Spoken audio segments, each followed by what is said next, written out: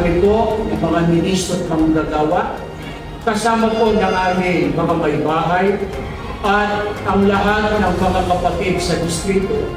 ay bumabati po sa ating pinakamamahal na tagapamahalang ang kalahatan, ang kapatid Eduardo Manalo, at sa kanilang buong sambahayan,